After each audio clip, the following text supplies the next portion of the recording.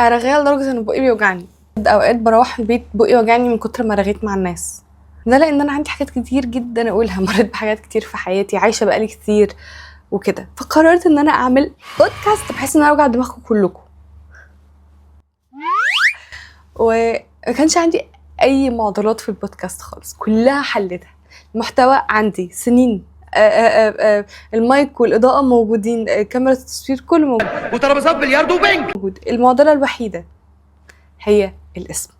فضلت كتير ادور على الاسم، قعدت افكر تسمي البودكاست ايه يا فنان، وادور وادور وادور وادور لحد ما لقيت الفكره في المحتوى بتاعي. انا الهمت نفسي يا جماعه، قد ايه انا شاطره، قد ايه انا عبقريه لدرجه ان انا الهمت نفسي. اسم البودكاست مش هقول لكم عليه، انتوا اللي هتخمنوه. عارفه ان انا بغلس، بس اسم البودكاست موجود في كل الفيديوز اللي فاتت، مش كلها، معظم الفيديوز اللي فاتت، وهيبقى موجود تقريبا في معظم الفيديوز اللي جايه. فانتوا ممكن تخمنوه في الكومنتس. هيبقى في يوم كل اسبوع بننزل فيه ان شاء الله حلقه من البودكاست، فانتوا ممكن تقولوا لي حابين اليوم ده يكون اي يوم في الاسبوع، ولو لسه مش عاملين لي سبسكرايب على البلاتفورم اللي هينزل عليها البودكاست مستنيين ايه؟ اللينك في البايو. و بس كده، متنسوش تخمنوا في الكومنتس اسم البودكاست. اوكي؟ فاهميني؟ سلام.